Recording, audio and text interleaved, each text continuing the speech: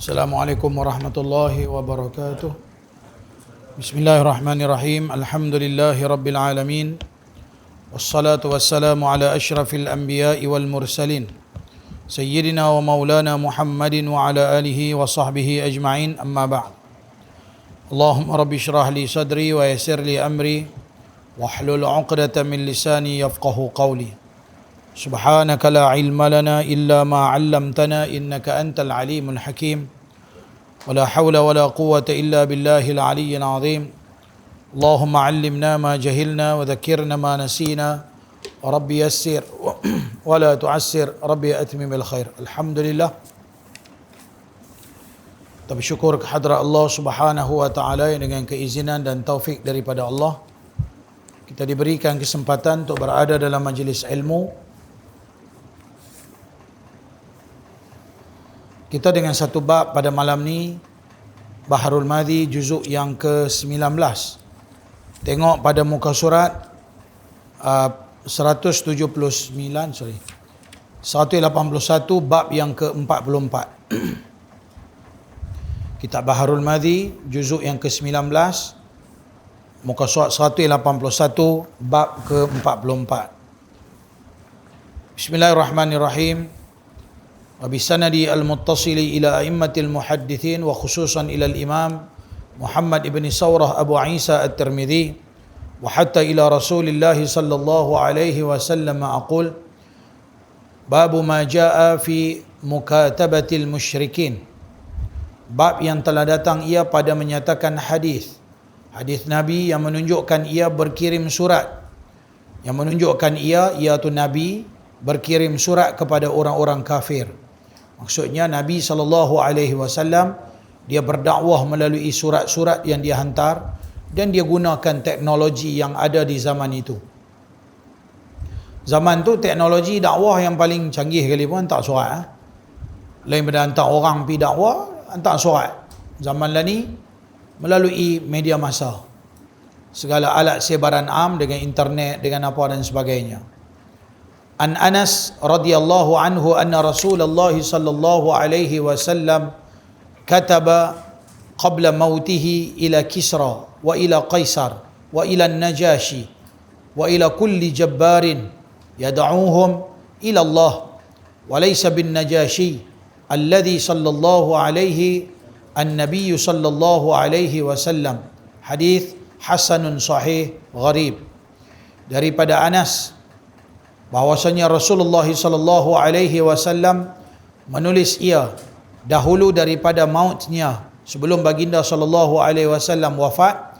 Nabi tulis surat kepada Kisra dan kepada Qaisar dan kepada An-Najashi dan kepada tiap-tiap raja yang garang, yang cengih, raja yang agak apa lagi bahasa kita boleh gunakan, raja-raja yang jenis panas baran, raja-raja yang jenis tak mau dengar cakap, raja-raja yang jenis dia rasa megah dengan kehebatan diri dia. Menyeru ia kepada mereka kepada Allah dan bukannya Najashi yang semayang atasnya, dan bukannya Najashi yang semayang atasnya Nabi sallallahu alaihi wasallam. Lagi dia syarah.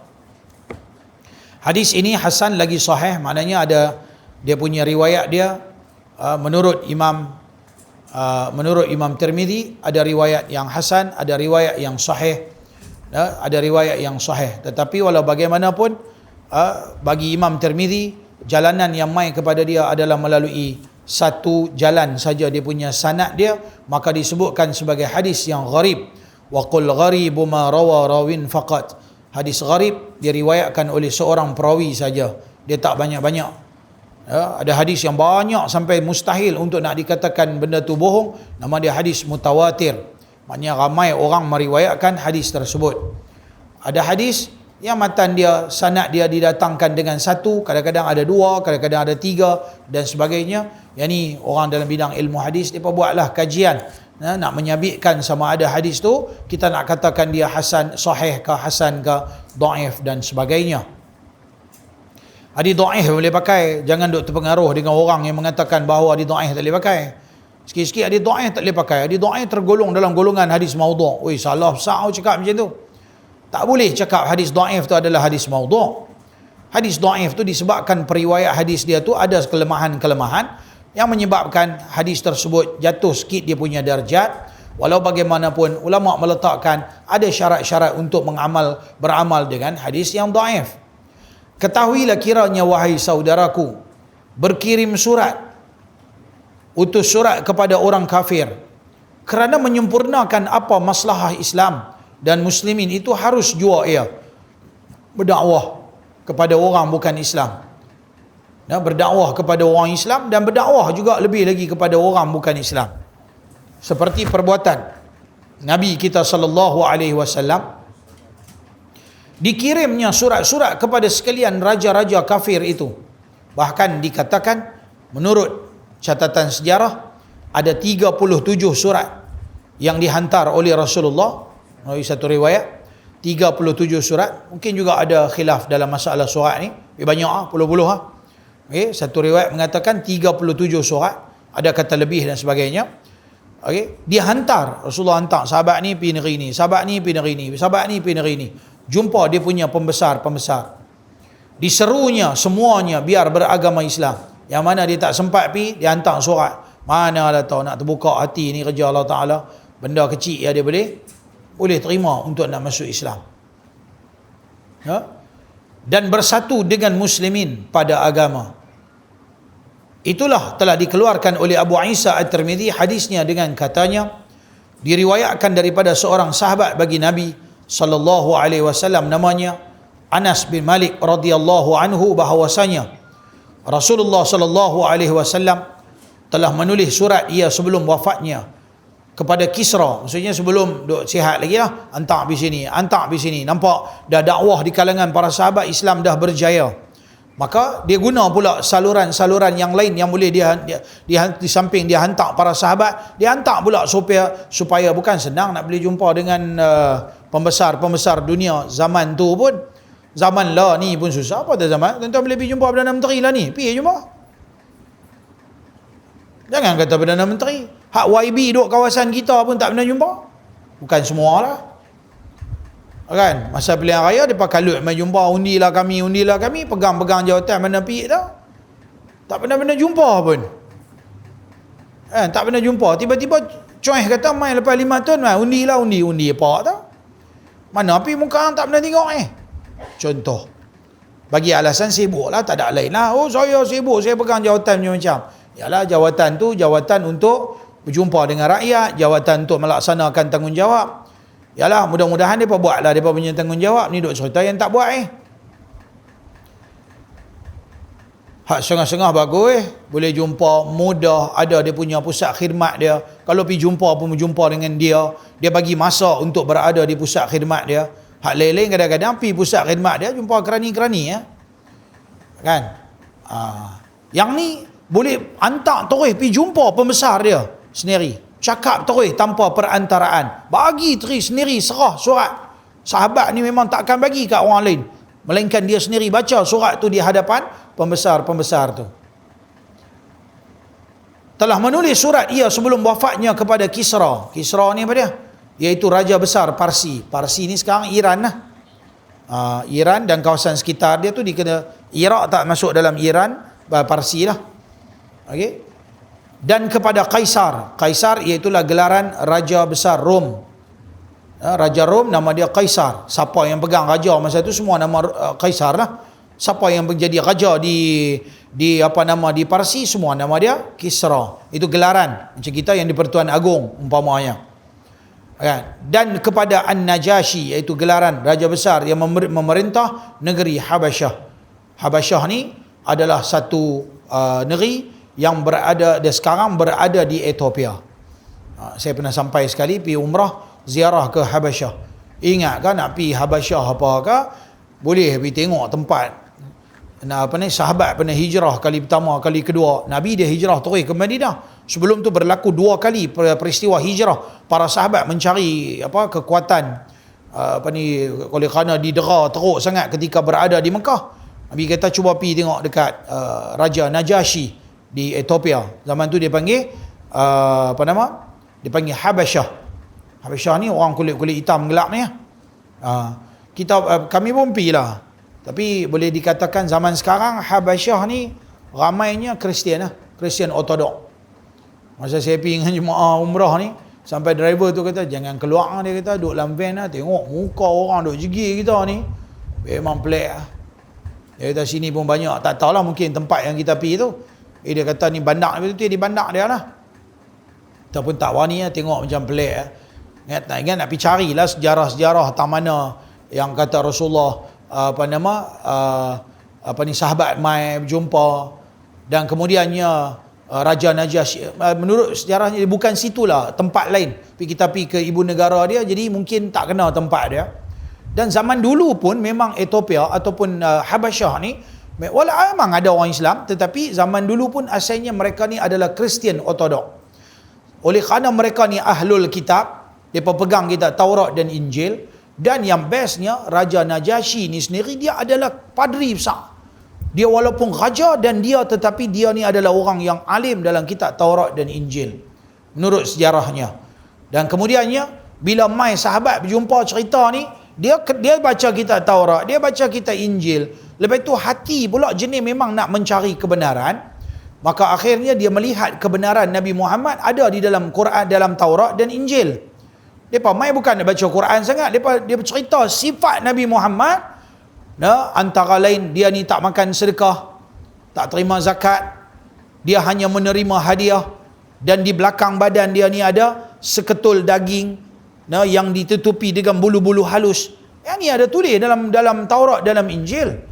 Dan semua sifat tu sebiji-sebiji dia ada pada diri Nabi Muhammad, bahkan ada banyak lagi. Kan?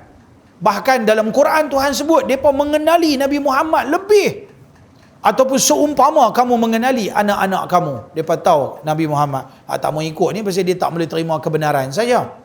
Tapi boleh kerana raja ni pun jenis memang nak mencari kebenaran, maka akhirnya dia ni pun beriman. Maka bila dia wafat, dialah orang pertama yang Rasulullah buat semayang ghaib. Rasulullah buat semayang ghaib, semayang mayat ghaib kepada Raja Najasyi. Bahkan dia pernah mengutuskan, dia bagi seorang hamba perempuan dengan kuda dan sebagainya, bagi hadiah pada Nabi Muhammad. Perempuan tersebut menjadi isteri Nabi, iaitulah Maryah Al-Qibtiyah. Dia daripada keturunan Qibti.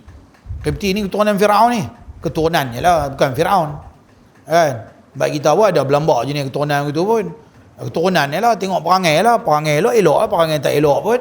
Kalau keturunan Nabi Muhammad pun perangai macam jin pun tak guna ke. Keturunan, perangai. Jangan sabit keturunan terus boleh masuk syurga. Tak boleh. Takkan pasal keturunan terus masuk neraka? Pun tak juga. Diri kita lah. Cuma dia mukmai, dia bagi hadiah seorang perempuan. Hamba ni akhirnya menjadi isteri Rasulullah, dan nama dia Maryah. Dan Maryah ni sempat melahirkan seorang anak lelaki yang bernama Ibrahim. Bukan Nabi Ibrahim, anak Nabi Muhammad lelaki, nama dia Ibrahim. Nabi ada 7 orang anak. Salah seorang dari 6 orang daripada Khadijah, seorang daripada Maryah Al-Qibtiyah, tapi mati masa kecil. Masa dia mati, hati reba Nabi, nitik air mata Nabi. Sahabat kata, ni cerita sikit lah. Sahabat kata, ya Rasulullah, engkau pun menangis. Rasulullah kata, Allah Ta'ala letak sifat kasih sayang dalam hati aku, sebab tu aku menangis. Siapa tak menangis, siapa tak ada perasaan kasih sayang, dia juga tidak akan disayangi. Maksudnya kita tak ada sifat man lam yarham la yurham. Siapa tak sayang, orang pun tak sayang kat dia. Dia tak sayang kat orang, orang pun tak sayang kat dia. Macam tu Nabi kata.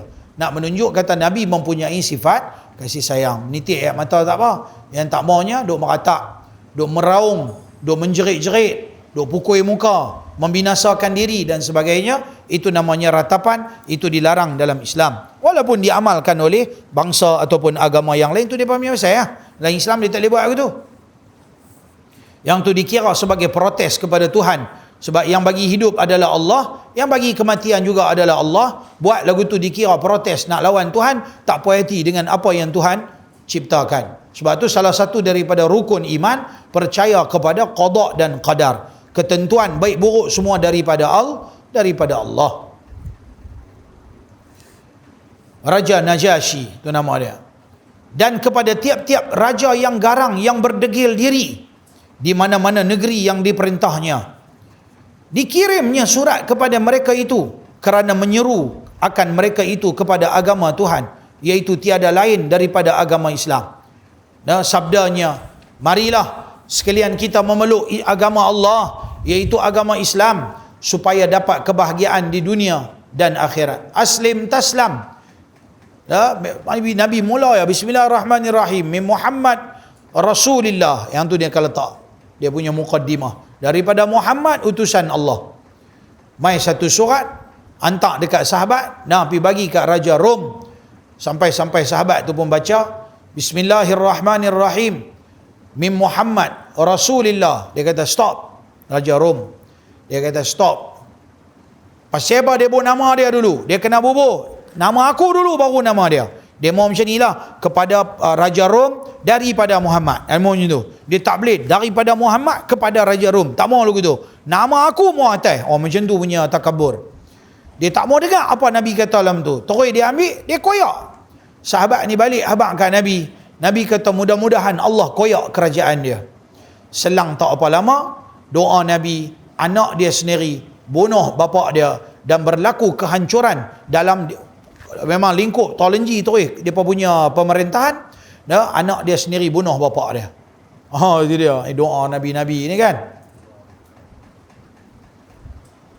Maka raja besar Habasyah yang telah diseru oleh Nabi SAW kepada Islam itu lain daripada An-Najasyi, yakni raja besar yang disembahyangkan oleh Nabi atas mayatnya dengan sembahyang ghaib. Dia lain sikit pada orang lain. Dia beriman. Dia ikut Islam.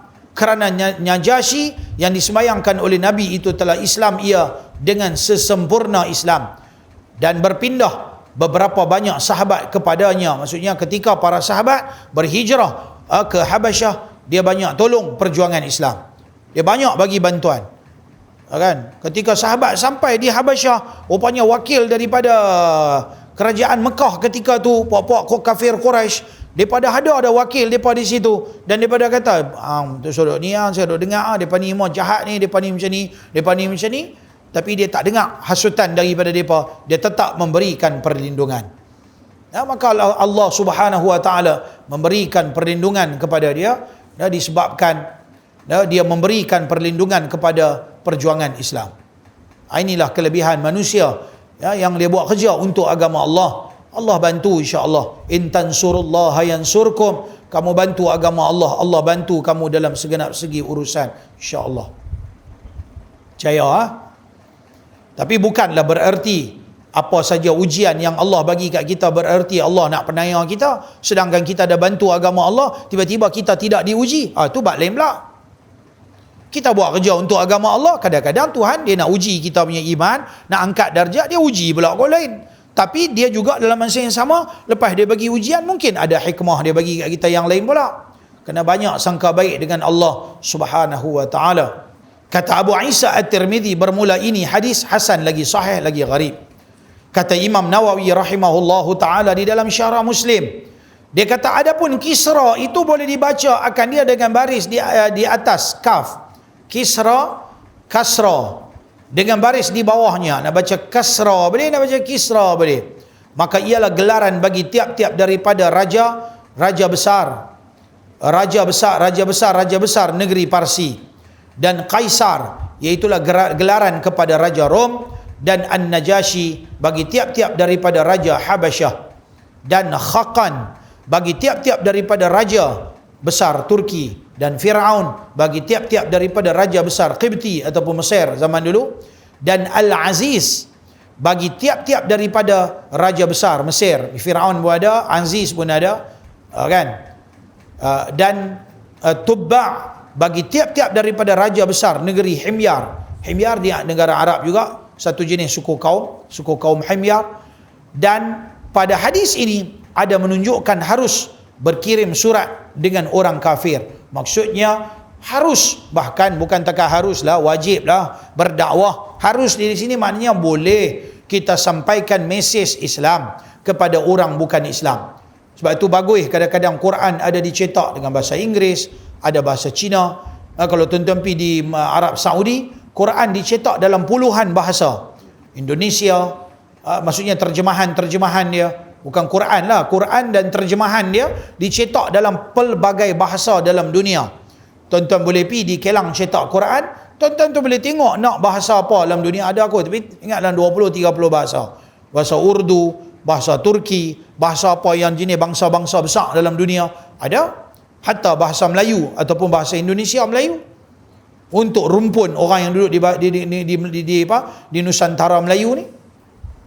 Kan? Dengan cara macam tu kita boleh sampaikan mesej Islam dan boleh menyeru mereka itu kepada Islam dan boleh beramal dengan khabar al-wahid. Maksudnya boleh sampai kepada mereka bahawa agama yang dibawa oleh Nabi Muhammad adalah agama mengesahkan Allah, iaitulah mempercayakan qul huwallahu ahad, mempercayakan bahawa Allah Taala tu esa, Tuhan hanya satu, bukan Tuhan ada banyak. Ya, agama-agama lain mereka mempunyai Tuhan yang banyak. Kita ajak mereka supaya mereka berfikir bahawa Tuhan sebenarnya tidak boleh ada banyak. Kan? Saya bercakap dengan orang bukan Islam. Kadang-kadang tengok, yalah macam baru-baru ni isu apabila ada seorang bukan Islam, apabila dia menghina Islam dengan mengatakan bahawa di dalam Kaabah tu ada sekian-sekian Tuhan dan sebagainya, Tuhan agama dia. Sebenarnya saya katalah, dia cakap ikut hawa nafsu, ikut dia punya kehendak diri dia. Kalau kita lihat, boleh buka internet, tulis itu Kaabah, buka YouTube, Kaabah, tulis dalam Kaabah pun ada 3D, ada video orang masuk, kan ada apa? Ada tiang pun. Ini zaman dulu mereka berdakwah dengan surat, mereka berdakwah dengan utus orang. Zaman kita sekarang tuan-tuan, kita ada internet, kita ada Facebook, kita ada apa lagi, ada Instagram, kita ada WhatsApp. Tapi berhati-hatilah nak hantar satu benda dekat orang, kan? Nak hantar. Jadi kalau kita hantar tu, hantar benda-benda yang sepatutnya orang baca, dan pastikan benda-benda yang kita nak hantar tu kita dah rujuk dah, tanya dah siapa-siapa, benda ni betul ke tak betul. Kadang-kadang kita rasa seronok, tapi benda tu mungkin tak betul, benda tu mungkin tak sepatutnya disebarkan. Benda-benda yang pelik-pelik kita tak payah sebarkan, kan? Hantar benda-benda yang bermanfaat. Kadang-kadang seronok tengok setengah orang bagui, setiap hari awal-awal sebelum subuh ataupun esok malam ni dia dah hantar dah jadual waktu semayang esok. Setengah-setengah orang tak ada aplikasi waktu semayang, dia tak ada. Jadi tapi dia WhatsApp ada, dia tengok kawan ni hantar, oh ni esok jadual waktu semayang. At least dia tahu ke, kalau aku nak tahu jadual waktu semayang, aku buka dia ni punya WhatsApp, mesti ada jadual waktu semayang. Jadi dia tahu jadual waktu semayang, ataupun dia tahu waktu kuliah, ceramah dan sebagainya, hantar habis. Kan? Nak bagus pula setengah-setengah masjid, bagus. Tiap-tiap malam hantar muka satu-satu ustaz. Malam ni ustaz ni, malam ni satu ustaz ni. Kan? Hantar. Setengah-setengah dia hantar sebulan. Hak ni dia penyegan sikit. Dia hantar sebulan je. Lepas tu hari-hari punya tak ada. Nak tengok sendiri hak sebulan punya. Hak rajin sikit. Tiap-tiap malam, oh ustaz ni. Esok malam ustaz ni. Sebulan pun dia hantar. Hari-hari pun dia hantar. Supaya peringat balik dekat orang. Oh malam ni. Hari-hari siang-siang masuk dah Facebook. Oh ustaz ni ceramah. Jadi orang pun tahu. Oh di masjid malam ni ada kuliah sekian-sekian, ada ceramah, kitab apa dan sebagainya. Oh alhamdulillah bagus. Ni satu medan dakwah. Ya, kita dapat pahala apabila orang mai semata-mata kerana kita hantar, orang boleh tahu satu benda yang baik. Kan? Baguslah. Gunakan kesempatan ya untuk kita nak berdakwah melalui media masa. Setengah-setengah ustaz-ustaz lagi bagus. Ya, macam dia duk buat rakaman, dia hantar, bagus. Setengah-setengah ustaz dia buat live. Ada yang tak cemui-cemui. Sehari-sehari 2, 3, 4 kali duk live kitab tu, kitab ni, tajuk tu, tajuk ni. Apa ambil lah, apa nak tajuk apa semua ada. Bagus kesempatan-kesempatan yang duk ada untuk nak sampaikan mesej Islam. Mudah-mudahan tersebar luas. Sayang, menurut sejarahnya di zaman Umar Al-Khattab, 2/3 daripada penduduk dunia beragama Islam. Tapi sekarang ini orang Islam ada lebih kurang 1.67 bilion, baki lagi dunia ada 7 bilion. Nak kata setengah pun tak, nak kata 1/3 pun tak, boleh jadi hampir 1/4. Dah, hampir 1/4 kita ni jadi jatuh teruk. Dulu 2/3, 2 orang Islam, 1 tu adalah orang bukan Islam dalam dunia. Tapi hari ni orang Islam jadi 3 bahagian, kita adalah 1 bahagian. Betapa kecilnya dan sikitnya kita orang Islam. Pasal apa? Kita tak mau berdakwah, kita tak mau tunjuk tentang Islam, kita tak mau cerita Orang tak rasa pun rasa nak masuk Islam macam mana di zaman dulu-dulu. Untuk orang nak kembali pada Islam, nak memeluk Islam. Sebab apa? Sebab kita sendiri pun tak berpegang teguh dengan ajaran Islam. InsyaAllah pada siri akan datang, kita akan sambung dengan bab yang ke-45. Babu maja'a kaifa yaktubu ila ahli syirki. Bab yang telah datang ia pada menyatakan hadis yang menunjukkan bagaimana cara kita nak kirim surat kepada orang-orang kafir. Macam mana cara kita nak berdakwah kepada orang-orang kafir. Kita nak hantar mesej-mesej Islam. Nah, mudah-mudahan dia lebih berkesan. Seperti Nabi buat. InsyaAllah kita bincang pada siri akan datang. Buka kitab Riyadhus Salihin. Kita akan menggunakan kitab Riyadhus Salihin. Jilid yang keempat terbitan Jakim. Pada muka surat 52. Hadis yang ke-40. Di bawah bab tawaduk. Betul ya? Wa an Ayyad ibni Himar radhiyallahu anhu qala Rasulullah sallallahu alaihi wasallam Allahu auha ilayya an tawada'u hatta la yafkhara ahadun ala ahadin wa la yanbaghi ahadun ala ahadin, rawahu Muslim. Daripada Ayyad bin Himar radhiyallahu anhu katanya Rasulullah sallallahu alaihi wasallam bersabda. Dia ni kesian, nampak dia nama Himar. Pak dia, bukan dia. Faham tak? Dia sahabat ni, bapak dia mungkin dia orang jahiliah, dia kira apa dia. Macam zaman kita pun ni ada juga orang yang mungkin tahu nama-nama dia, nama pada binatang dan sebagainya. Jadi bila Islam datang, dia letak garis panduan, suruh letak nama pelik-pelik, nama binatang-binatang, letak nama yang makna dia mempunyai makna yang baik-baik. Daripada Ayyad bin Himar radhiyallahu anhu katanya Rasulullah sallallahu alaihi wasallam bersabda, sesungguhnya Allah telah memberi wahyu kepada aku yang memerintahkan supaya kamu semua bersifat tawaduk sehingga tidak ada seorang pun merasa dirinya megah, rasa diri dia lebih daripada orang lain, dan tidak boleh seseorang itu menzalimi dan melampaui batas terhadap orang lain. Yang inilah satu bab yang bukan senang kita nak boleh buat, tuan-tuan. Tawaduk. Tawaduk dengan diri kita, dengan kelakuan kita, dengan cara hidup kita, dengan cara percakapan kita, dengan hati kita. Banyaklah tawaduk 3 perkara, dengan kita punya tingkah laku zahir, perbuatan kita, dengan ucapan kita, dengan hati kita yang sebenar. Merasakan diri kita hina, kurang, rasa diri tak hebat pada orang lain. Sebaliknya, iaitulah takabbur, merasa diri lebih pandai, lebih hebat, lebih bagus daripada orang lain, namanya takabbur. Yang tu dilarang oleh Allah Subhanahu wa taala. Pengajaran hadis, dia kata Islam menuntut umatnya beramal dengan sifat tawaduk.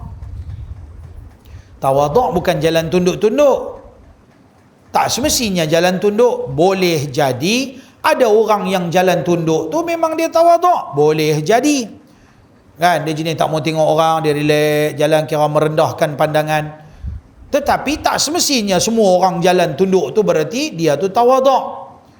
Faham tak? Sebab tawaduk ada 3. Tawaduk pada pergerakan zahir kita, cara kita duduk, cara kita berjalan, cara kita cara zahir kita.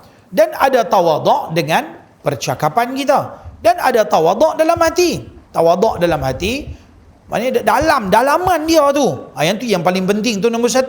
Luar pun mau juga. Tapi yang paling penting yang dalaman tu, supaya baru di luar tu dia zahir. Bila dalam tu rasa diri dia megah, inilah dia main zahir tu, dia rasa diri dia lebih hebat. Ini satu benda yang susah, dia perlu ambil masa lama untuk perbaiki diri kita. Sebab tu kita kena mengaji. Bila kita belajar, baru kita sedar dalam hidup kita sebenarnya kita ni manusia lemah. Ilmu makin banyak, makin belajar, rasa ilmu Tuhan rupanya melimpah ruah ilmu Tuhan. Begitu banyak ilmu Tuhan yang kita belum dapat lagi. Maka kita rasa, ya Allah, dalam dunia ni ramai orang pandai, aku ni tahu sikit ya. Maka dia jadilah nak hormat orang. Dia rasalah nak hormat, oh dia ni mungkin orang bagus, dia ni mungkin keturunan bagus, dia ni mungkin orang rajin buat amal ibadat. Maka dia merasa diri dia nak lemah. Tapi bila dia duk buat sikit, dia duk rasa macam besar.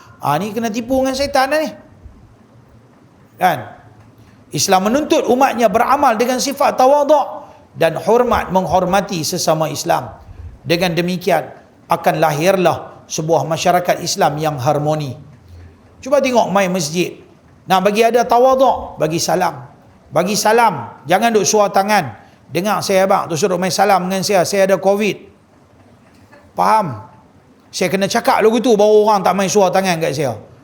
Ingat esok lusa saya nak ambil kotak, saya nak lukis kat sini, saya nak gantung, saya ada COVID, jangan dekat dengan saya. Takkan kena buat lagu tu pun orang tak faham, duk suar tangan buat apa. Orang duk abang COVID, tak boleh salam, depa duk salam dengan saya. Saya sampai pi mana-mana je. Bawa penatang ni. Hand sanitizer. Duk bos lagi tersalam. Yang paling leceh hak nak bagi envelope sat lagi lepas ustaz habis mengajar. Dia sekali salam sekali dengan ramai tangan ustaz. Pi serah ustaz nak ambil envelope. Tak mau salam-salam. Orang duk kata jangan salam. Saya kena teruk. Saya darah tinggi, ada penyakit macam. Aku duk penat mampus dalam hospital. Ampak ya ustaz jauh dah mati lah. Lagu tu ya. Oh, sian dia kena COVID, mati dah. Oh, tak kata tu lah habis ya. Orang kata jangan salam. Tadi keluar tu serempak tu mau main salam. Saya boleh puji ni. Kita bukan takut, tapi kita berhati-hati. Sebab kalau kena tak apa. Kalau kena tak apa, vaksin tu mai. Saya tak bagi nama Dia ni kita baru nak ambil nama apa bila nak buat nama Din. 5 bulan, 6 bulan suruh dia cucuk saya. Jesus sendiri ya? Lah dia sikit punya kabel. Kabel tak pakai lah ni. Kabel lah Nabi Telekom lah. Kan? Aduh hai. Kabel tak ada. Tapi sepatutnya ustaz-ustaz dia kena cucuk awal tau. Pasal apa? Ustaz-ustaz ni dia nak menyelamatkan umat tau. Mereka ni berjasa pada masyarakat. Sepatutnya ni, kalau ustaz-ustaz ni semua mati kalau ustaz tak ramai, yang banyak baru ustaz dengan baju longgang seluar ketat. Ustaz tak ramai, cucuklah ustaz. Hampa semua tak apa, kalau mati dulu pun tak apa. Tak Pak Syekh tak mau mati tak? Pak Syekh tak mau mati, nak menikah dulu dia tak. Aduh, melawak. Aduh. Ada kena dah. Okey tak apa, 4 hari ke okey. Tahan 40 hari tu jam. Satu benda saya nak abang budaya masyarakat kita di Pulau Pinang yang saya suka. Apa dia? Tengok lah ni dah tak berapa ada dah budaya ni. Dulu saya kecil-kecil saya tengok budaya di sini. Budak-budak, orang-orang muda bila jumpa orang tua-tua, Assalamualaikum Pak Ji, Pak Abang Ji, walaupun tak salah, Ji, Pak Abang. Tengah duk isap rokok ni, jalan, rokok bawa belakang tau, Assalamualaikum Haji, Pak Abang. Biasa jumpa orang macam tu. Lah ni buat teta, relax. Tengok pula jegi pula orang masjid. Macam kita ni musuh dengan dia. Mana pergi hormat anak-anak muda kepada orang-orang tua. Nabi kata apa? Laisa minna man lam yuwaqqir kabirana. Nabi tak mengaku umat. Bukan di kalangan kami orang yang tidak tahu menghormati orang yang lebih tua di kalangan kami. Setengah ulama kata maksud tua di situ iaitulah orang alim. Sebab ada hadis lain Nabi kata bukan di kalangan kami orang yang tidak tahu menghormati orang-orang alim di kalangan kami. Laisa minna man lam yuwaqqir li'alimina. Orang-orang alim di kalangan kami. Maka maksud tua tu adalah orang alim. Tok guru alim ulama kena hormat. Satu. Makna yang kedua, orang tua, maknanya dia tu orang yang lebih tua dari sudut umur. Ya, dari sudut umur orang tua. Bagi ada hormat. Sekurang-kurangnya Assalamualaikum Pak Haji, hormat jalan, bagi salam, ataupun bagi laluan. Nampak orang ni kau duduk kawasan, kita duduk tengok kenderaan sempit, tengok ada orang tua. Okey, kita pergi tepi, bagi orang tua-tua jalan. Apa saja yang menunjuk kata kita menghormati. Kan? Budaya-budaya macam ni sepatutnya ada. Bila ni tak ada Duk tengok makin hari makin hakih. Pasal apa? Hang-hang aku-aku. Hidup tak ambil kisah yang tua yang muda. Kan? Islam menuntut umatnya beramal dengan sifat tawaduk dan hormat menghormati sesama Islam. Dengan demikian akan lahirlah sebuah masyarakat Islam yang harmoni, hormat menghormati. Yang kedua, kedudukan orang Islam di sisi Allah Ta'ala adalah sama saja tarafnya, tak kira siapa. Yang paling mulia di sisi Allah apa dia? Inna akramakum indallahi atqakum. Orang yang paling tinggi takwa dia pada Allah. Oleh sebab itu Islam melarang umatnya melakukan kezaliman dan hendaklah menjauhi sifat-sifat keji seperti membesarkan diri, bermegah dan sebagainya. Bahkan bagi ada satu sikap untuk lebih pada nak tolong menolong, jumpa, tegur, menegur. Kadang-kadang main masjid, tak payah suar tangan tapi bagi salam. Senyum boleh? Senyum. Lalu nampak Pak Haji Jabar tengok. Assalamualaikum Haji, tak ada apa senyum ya. Tapi dah ni pakai kata senyum pakai face mask, tak nampak Ustaz. Tak nampak tak apalah, kita sambil bagi salam tunjuk tangan sikit, kau tak nampak ke apa ke? Bagi salam, Assalamualaikum. Kalau nampak boleh tunjuk muka senyum, okeylah tunjuk kan? Tunjuk kita punya rasa hormat. Tunjuk kita punya rasa maknanya dia macam ni ya. Satu orang dia mau tegur orang lain apabila dia rasa orang lain tu penting untuk dia. Apabila dia merasakan orang tu semua tak penting untuk diri dia, dia rasa manusia lain tu semua tak ada kehormatan, dan rasa hina manusia lain, dia takkan tegur, dia takkan tengok, dia takkan cakap. Ini budaya manusia. Maka sebab itulah disuruh supaya kita tegur menegur, senyum, kan? Bagi ada. Ni kadang-kadang main masjid buat macam ikan pirana main muka.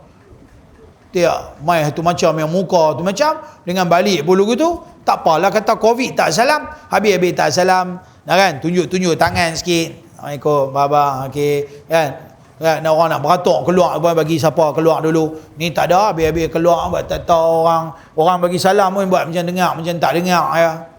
Pasal apa macam siru macam tu? Sebab itulah masjid adalah tempat yang sebaik-baiknya, medan yang sepatutnya kita main, kita duduk semua atas sama taraf. Ada sini orang duduk kerusi baldu ke? Tak ada. Ustaz pun sepatutnya duduk di bawah, tapi dah sini nak mengajar, kan? Nak tengok anak-anak murid, mungkin ada keperluan supaya dia boleh nampak orang ramai, dia nak mengajar senang. Bawa meja apakah, yang lain-lain pada tu kita semayang semua sama ya, sujud pun sama ya, semayang pun sama ya, kita duduk sama ya, kapet yang sama, sejadah yang sama, semua orang ada sejadah, macam tu ya, sama tinggi sama rendah. Mengajar kita supaya, sebab tu Islam ni dia kata bila semayang letak kepala ni, dalam kepala ada otak ni menggambarkan ilmu pengetahuan, maka manusia mulia dengan ilmu. Sebab tu kalau bodoh, ilmu tak ada, jahil, siapa nak pandang kita? Siapa nak berkawan dengan kita? Tengok kalau jumpa tepi jalan satu orang gila, ilmu tak ada, gila ada apa tak ada. Ada kita jumpa ni main Ustaz, dah bagus, orang nak sembang dengan orang gila, siapa pun tak mau sembang. Orang tahu kata dia gila, ada orang nak hormat dia, orang tak ada. Bahkan orang perambat, duduk sini, orang tu perambat pula lagi. Pasal apa? Gila memang pasal. Betul ya? Tapi oleh kerana dia ada ilmu, dia ada pengalaman, maka orang mulia dia. Mungkin umpamanya dia seorang wakil rakyat. Yalah, wakil rakyat pun ada ilmu lah. Ilmu macam mana nak mentadbir, nak jaga masyarakat, maka orang mulia dia. Bayangkan kalau dia bodoh, orang nak angkat tak dia jadi wakil rakyat? Orang takkan angkat dia jadi wakil rakyat. Maka mulia manusia tu disebabkan ilmu, pengetahuan diri dia. Maka sebab itulah bila semayang dia suruh kita letak benda paling mulia, iaitulah kepala kita yang duduk paling atas, letak di tempat yang paling bawah, supaya kita tahu letak sama taraf dengan kaki manusia, barulah mai rasa ya Allah, diri aku ni tak ada apa, diri aku ni, kepala aku, mulianya aku, akhirnya kepala aku duduk sama taraf dengan kaki manusia yang lain. Baru dia main tawaduk sikit. Ni lagi main masjid, lagi duk rasa besar diri, tak betul ya, ada benda tak betul, something problem lah. Ada benda cacat tak mana, yang skru longgang tak mana-mana, nak kena perketat balik ya. Satu hadis dia kata, wa an Abi Hurairah radhiyallahu anhu anna Rasulullah sallallahu alaihi wasallam qala ma naqadat sadaqatan min malin wa ma zadallahu 'abdan bi'afwin illa izzan wa ma tawadda'a ahadun lillahi illa rafa'ahu Allahu, rawahu Muslim. Daripada Abu Hurairah radhiyallahu anhu bahawasanya Rasulullah sallallahu alaihi wasallam bersabda, tidak akan dikurangi harta dengan sebab bersedekah, tidak akan dikurangi harta dengan sebab bersedekah. Allah tidak menambah keampunan seseorang hamba, melainkan seseorang itu ditambah dengan kemuliaan. Tidaklah seseorang itu merendah diri kerana mengharapkan keredaan Allah, melainkan akan diangkatkan darjatnya. Ini penting, peringatan daripada Nabi SAW, supaya kita rajin bersedekah. Sama agak orang bila rajin bersedekah, dia ada tibat tawaduk. Dia tahu ada manusia lebih memerlukan. Siapalah aku ni, harta Allah Ta'ala, aku tak sepatutnya kedekut yang ni pinjaman daripada Allah, bukan hakikatnya aku punya semuanya. Dan maka aku kena laksanakan tanggungjawab dengan rezeki yang Allah bagi. Semua tu membawa kepada tawaduk, merendah diri. Pengajaran hadis, orang yang bersedekah dengan ikhlas kerana Allah Ta'ala tidak perlu bimbang tentang kekurangan hartanya, kerana Allah Ta'ala berjanji menambahkan keberkatan ke atas hartanya itu. Bila ada berkat, tuan-tuan, harta walaupun sikit tapi membawa, dia membantu kita lebih ingat pada Allah. Tapi kalau harta ada banyak-banyak pun tak sedekah, buat apa? Tak membantu kita lebih ingat pada Allah. Dalam satu riwayat Nabi kata apa? Seorang yang kaya, seorang yang miskin, yang apabila dia berhajat kepada sesuatu, kata kalau orang miskin tu, dia ada RM2, dia ada RM2, ada pun sikit, dia berhajat pada RM2 tu, tapi bila ada peluang bersedekah, dia ambil RM1, dia sedekah RM1. Lebih baik, bahkan lebih afdal daripada orang yang ada banyak. Dan apabila dia sedekah, harta dia tak luak. Tahu harta tak luak, harta dia tak kurang. Dia ada dalam bank 10 juta, takat dia bagi RM100, apa ada beza RM100 berbanding dengan duit yang duk terhimpun dengan 10 juta? Wih, banyak tu. Duit berlambak, dia bagi RM100, 1,000 lah kata dia bagi. Luak tak dia punya harta dia? Kurang tak dia punya? Allah, dengan 10 juta dengan 1,000 ada banyak mana? 1,000 tu esok lusa masuk lagi 40-50,000 lagi dia masuk. Dia heran apa dia bagi 1,000. Berbanding dengan dia ni ada RM2 dia nak pakai, tapi dia bagi RM1, dia simpan RM1. RM1 tu dia sedekah, RM1 dia guna untuk diri dia. RM1 dia bagi lebih besar dia punya fadilat daripada kawan tu bagi 1,000. Sedangkan kalau kita ikut, dia ni bagi RM1, dia ni bagi 1,000, tentulah pahala dia tu bagi 1,000 tu lebih besar. Tak, tang tu Allah Ta'ala dikira juga besar. Memang besar, dia bagi 1,000 tu besar lah, tapi dia ni pula lagi besar. Pasal apa? Pasal dia bagi ketika dia berhajat. Dia ni bagi ketika dia tak berapa nak berhajat, sebab dia ada berlambak kat dia. Nah, abang kata ketika kita berhajat, kita bagi lagi pada orang, lagi besar dia punya pahala. Ish, susah nak tuan-tuan. Orang boleh bagi ya tuan-tuan dengan syarat dia tak susah. Tapi kalau boleh bagi, dia pun tak senang mana dia boleh bagi. Yang ni respect lah. Hebatlah Allah bagi. Sebab tu saya ingat, kita duk buat kutipan derma ni, ada orang bagi rantai, ada bagi subang. Buka-buka tabung ni tengok ada rantai, ada subang, ada cincin, ada macam-macam sangli tu ada. Ada dia ni buka subang, dia ni bagi cincin, dia ni bagi gelang, dia ni bagi rantai dengan loket-loket melepas masuk dalam tabung. Kita balik nanti, balik duk gagal nak kira susun-susun dia tengok, mana terlepas, tak tahu dah siapa. Tapi Masya Allah, dia tu ikhlas dia, siapa pun tak tahu, dia buka pelan-pelan, dia buka. Yang tak dapat lagi, yang belum dapat lagi kunci kereta. Kok-kok lah malam ni tuan-tuan nak bagi kunci kereta ke? Tapi jangan bagi hak kereta yang duk tersadai mah. Dia bagi ke? Yang tu pun tak jalan, duk reput nak buat apa? Kelim botol pun tak mau ya. Bagi kunci rumah ke? Kemas. Tak tahu. Tuan-tuan tak boleh kata pasal ada orang boleh bagi. Dah berlambak ada orang bagi macam tu. Tiba-tiba dia bagi ni, saya ada rumah kedai kat sini, saya pun tak tahu nak buat apa, saya pun tak pakai apa, nak ambil ustaz, yang ni ustaz buat lah, nak buat tahfiz ke, nak buat apa ke, cari dana untuk madrasah ke, apa. Uish, kita pun jadi heran, kok mana dia ni macam tak sayang duit ni, kedai ni 200,000, 300,000, harga dulu, kalau lah ni harga 700-800,000 sejuta, tak mau ke? Uish, tak apalah ni saham akhirat saya. Dia cakap macam selamba, macam mana duit tak ada nilai pun. Macam mana dia dapat kekuatan iman boleh bagi tu? Padahal dulu dia susah, dia kerja, dia beli. Macam mana dia boleh dapat? Subhanallah. Yang inilah iman tak sama manusia. Iman tak sama manusia. Kadang-kadang kita tengok orang hebat dengan harta banyak, tapi nak bagi sikit pun, Allah, dia punya perih ni tak tahu nak abang lah, kedekut tidur masin. Tapi kadang-kadang kita tengok orang pakai selekeh biasa, tapi tiba-tiba dia main bagi. Sampai kita tengok dia 2-3 kali atas bawah, biar betul dia ni. Bagi duit 1 bata. Duit ikat dengan getah macam 1 bata. Kita duk ingat sikit, tak apa, duit RM1 pun. Tak apa, tengok duit 50, 100 ni berapa puluh ribu, berapa ratus ribu boleh bagi. Masya Allah, macam mana dia dapat kekuatan bagi ni? Ni kita kena puji, teruskan. Kita tak mau sebut lah siapa-siapa. Tapi siapa-siapa pun lah. Allah bagi. Tak banyak pun sikit kita bagi bernilai besar di sisi Allah. Bagi kita tak tahu, di sana mungkin ada manusia yang amat-amat berhajat dengan duit RM1 yang kita bagi. Betul tak? Kita tak tahu. Tiba-tiba kita bagi, ada orang duk mensyukuri, duk, ya Allah tolong.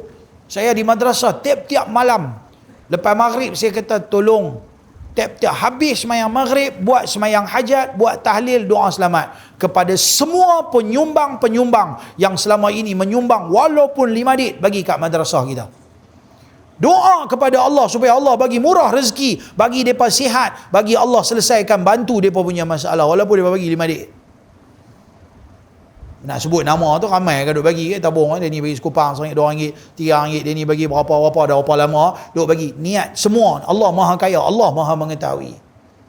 Pasal apa? Sebab kita memang berhajat nak, tapi orang ni kadang-kadang pasal RM1 dia bagi, hari-hari, sebulan sekali kita duk pergi duk RM1, tahu apa malam dah duduk bagi. Subhanallah, berapa banyak dah duit yang dia dah keluar. Tak kira lah bagi kat siapa pun kan, tapi yang mana khususnya yang duk bagi kepada madrasah kita ni, tiap-tiap hari saya suruh pelajar-pelajar saya, tolong buat semayang hajat, minta Allah bantu mereka. Sebab kawan-kawan yang mana semua duk main mengadu, Ustaz tolong Ustaz, doa saya ada masalah, Ustaz tolong Ustaz saya tak ada kerja, Ustaz tolong Ustaz saya susah. Dalam duk susah dia duk ulung lagi, dalam duk susah dia duk bagi, dalam masalah dia duk bagi lagi. Bagus kan? Ada juga yang tak bagi, tak apa pasal dia susah, kita doa kat dia. Mudah-mudahan, kita tak tahu doa siapa, mudah-mudahan budak-budak Al-Hafiz ni duk hafal Quran, tak ada dosa memang budak-budak ni, tak balik lagi lah apalah, dia duk minta kat Tuhan. Kita tak tahu doa siapa, Allah nak makbul, dia pun doa, kita pun tolong doa. Yang ni lah orang-orang Islam, tolong menolong. Wa ta'awanu 'alal birri wat taqwa, tolong menolong di atas benda yang baik dan benda-benda ketakwaan. Benda-benda baik tolong.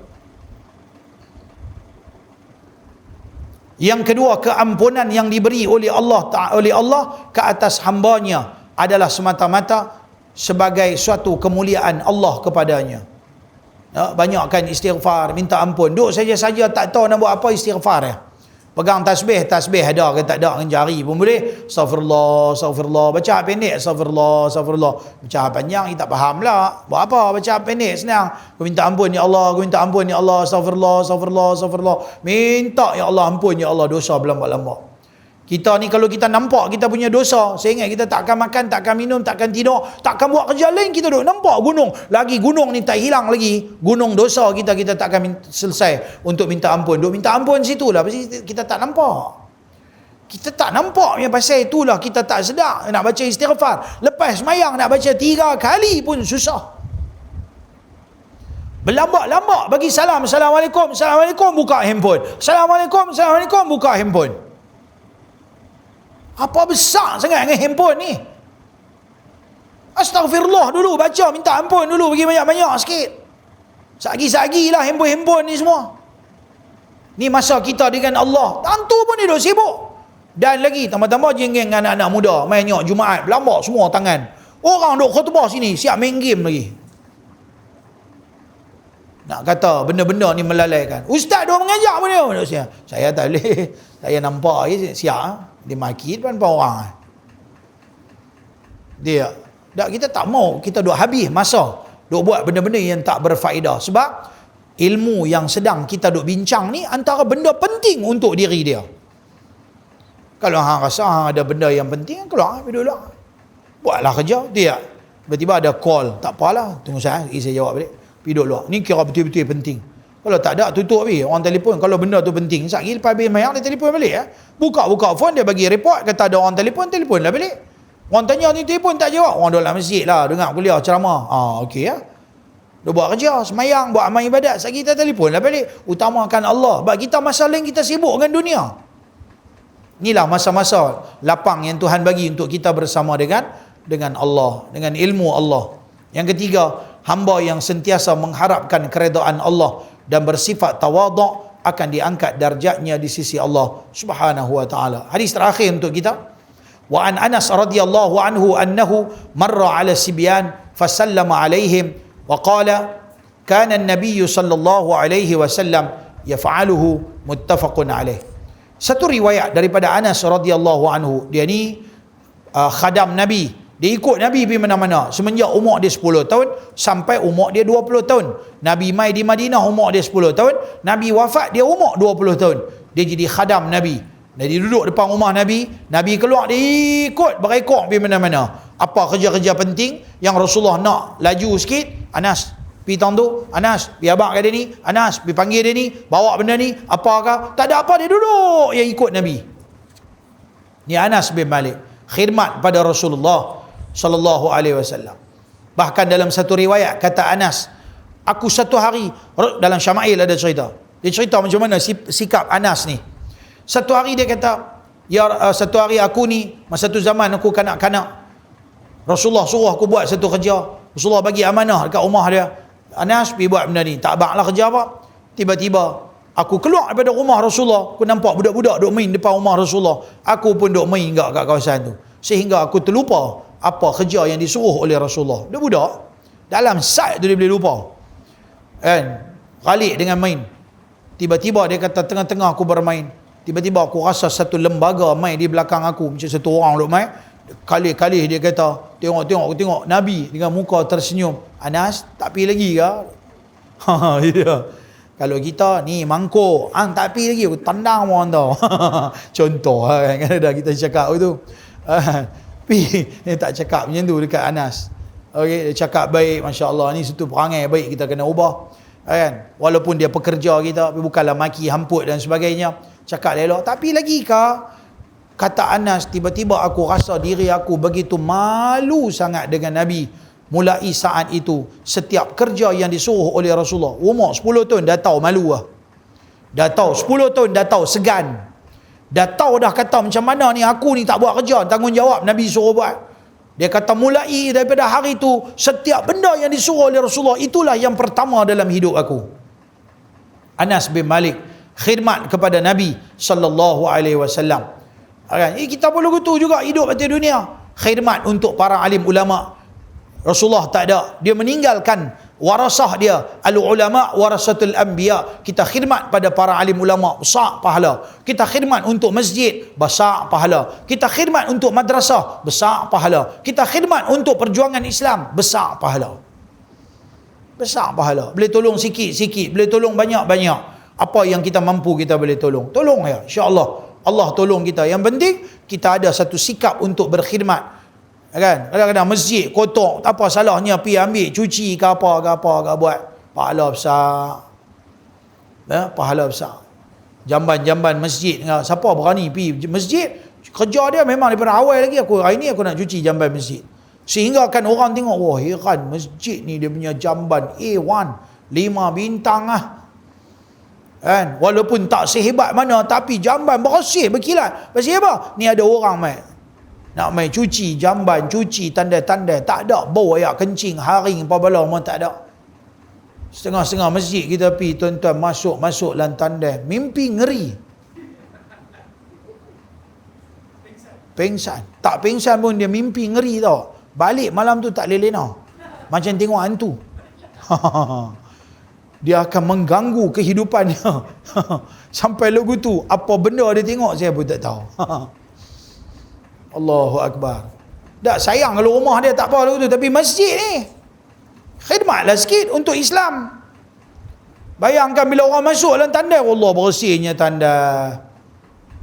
Rasa seronok nak pergi tandai. Kan? Lepas tu bila dah orang jaga bersih, kita pun jagalah kebersihan. Anas bin Malik menceritakan satu hari Dia kata bahawasanya ia berjalan di kalangan beberapa orang kanak-kanak. Satu hari Nabi nampak ada budak ramai-ramai. Nabi lalu dekat kawasan tu. Memang Nabi nak lalu kawasan tu, nampak budak-budak duk main. Apa Nabi buat? Lalu ia memberi salam kepada mereka. Nabi mula bagi salam. Sepatutnya yang budak-budak lah yang kena bagi salam kepada Nabi. Hormatnya Nabi lebih dihormati, lebih mulia. Mereka kena bagi salam kat Nabi. Tapi tak. Nabi buat sebaliknya, menunjuk kata diri dia lebih tawaduk berbanding orang lain. Dia buat dia walaupun dia nak tunjuk satu sikap akhlak yang terpuji, walaupun benda tu tanggungjawab orang lain, tak apalah kita buat. Setengah-setengah masjid kita pergi tengok bagus dah akhir-akhir ni. Tengok banyak dah budak-budak dia main di masjid. Mereka pun tahu kadang-kadang main masjid mengaji pun tak faham. Mereka susun kasut masjid bagi elok-elok. Kita keluar tadi, kita masuk tadi kelang kabut, tak ada nak susun kasut. Keluar tengok kasut mau tersusun cantik ya. Senang nak cari mana dia pasang-pasang kasut kita. Duk dua cantik elok. Wih, khidmat. Ni tak ada bukan khidmat, balas kasut orang main masjid lagi. Tu dia lagi teruk. Kan?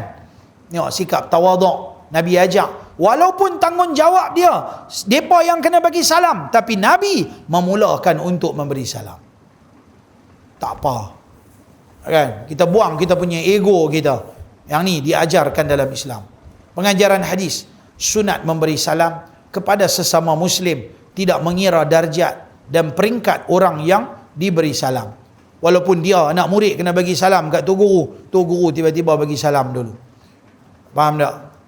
Kan? Sepatutnya anak bagi salam kat bapak. Tiba-tiba bapak nampak dulu anak pak dah. Assalamualaikum. Pergi mana tadi? Ngaji. Okey. Bapak bagi salam. Pun tak salah. Tetapi betul-betul dia punya standard dia, anak kena start bagi salam kat bapak. Tapi sekali-sekala kalau bapak juga bagi salam kat anak pun tak salah. Boleh bawa ada sikap tawaduk. Mentang-mentang aku bapak, kena bagi salam kat aku. Apa salahnya kalau aku bapak bagi salam kat anak? Pun bagus. Sebagai satu pengajaran pada anak-anak. Anak-anak esok dia tengok, lah bapak aku pula start bagi salam. Cep dia aku. Esok dia pula nak berebut nak bagi salam. Ni budaya berebut untuk buat benda-benda baik. Yang kedua, memberi penghormatan kepada orang yang lebih rendah martabat dan pangkat tidak akan mengurangkan kemuliaan seseorang. Kita bagi kehormatan kepada orang yang lebih mulia, yang tu takkan menyebabkan diri kita jadi hina. Takkan menyebabkan diri kita jadi hina. Bahkan percayalah, Allah akan angkat kita punya darjat di sisi Allah lebih tinggi. Yang kadang-kadang apa barang dia ni Bangladesh mai luar negara kerja duk bayar gaji ke dia. Takkan aku nak pergi tolong dia kot. Rasa macam hina. Apa salahnya kalau kita pergi tolong? Dia pun kata, bos saya bagus you. Dia boleh duduk makan sekali dengan saya. Dia boleh tolong saya. Dia boleh naik kenderaan sekali dengan saya. Bagi saya duduk depan. Padahal dia ni khadam. Sepatutnya duduk belakang. Kalau boleh duduk dalam bonet tu. Khadam memang saya duduk dalam bonet. Tak tengok muka hang. Kucing-kucing kereta aku mahal. Entah. Naik lori kan. Dia duduk belakang. Tak boleh duduk depan. Tapi bos dia kata, tak apa-apa, main duduk sebelah saya, bagi kena aircon sikit. Weh, bagusnya bos gitu. Baru pekerja pun semangat lagi untuk nak bekerja, betul tak? Mana senang boleh dapat bos macam ni? Ni tawaduk. Mudah-mudahan Allah Subhanahu Wa Taala didik kita dengan sikap tawaduk, merendah diri, tidak merasa hina kepada manusia yang lain, dan Allah angkat darjat kita di sisi Allah Subhanahu Wa Taala. Tanda pada hadis yang ke-43, insya-Allah kita sambung pada siri akan datang, masih lagi dalam bab berkaitan tentang tawaduk. Ada sikit maklumat untuk saya sampaikan pada tuan-tuan. Pertama sekali, iaitulah bersempena dengan Ramadan yang akan datang ini, di madrasah kami kita ada buat majlis tilawah Al-Quran dan zikir tahlil. Pelajar-pelajar kita akan baca Quran, buat tahlil, hadiahkan kepada arwah sekian-sekian keluarga yang telah bagi nama dan sebagainya. Kita akan niatkan secara khusus. Jadi sekiranya tuan-tuan ada keluarga sebagainya nak buat, saya sepatutnya bawa dia ada buku dia tu, kita boleh tulis nama apa. Tapi tadi budak-budak saya pergi tengok land store, tengok-tengok aneh-aneh makan pula dah. Rosak dia, jadi tak elok lah kalau nak bagi pun. Dia makan sebelah sikit gitu. Jadi saya kata tak apalah. Kalau tuan-tuan tengok bulan depan, insya-Allah bulan depan kalau sempat lagi, untuk saya bawa dia punya buku tu saya akan bagi pada tuan-tuan. Tuan-tuan boleh kumpul ambil senarai keluarga, sedekah ya, nak bagi berapa pun tak ada masalah. Niat sedekah untuk madrasah, untuk para pelajar yang berada di madrasah. Okey. Kemudian yang kedua, pengambilan pelajar untuk pengajian pondok di madrasah kami, untuk pondok Darul Ulum Al-Filfilaniyah, kita ambil daripada umur 10 tahun sehingga dewasa lah, tak kira umur apa, dengan beberapa syarat. Pertama, ada minat nak mengaji. Yang kedua, tidak ada rekod dadah dan jenayah. Tak mau. Casko saya tak mau. Kecuali dia memang dah berubah dan dia tak mau. Dia memang dah tinggal lama dan dia memang betul-betul nak berubah. Yang tu saya boleh pertimbangkan untuk saya terima. Okey, saya tak mau. Saya lagi dia duduk main dengan dia punya casko dia, bagus dia duduk buka dapur sempoi dia kot celah-celah tu. Tang tu pula dengan ada hutan buat sempoi sikit, dia buat pot pula. Tu macam dia duduk tangkap sur dalam situ, jam anak-anak murid saya. Okey, itu tak boleh. Bahkan tak boleh isap rokok pun di kawasan saya. Dalam kawasan kami tu, rokok pun tak boleh isap. Nak tinggal, nak belajar tinggal, memang nak berubah, insya-Allah kita bantu. Insya-Allah kita bantu.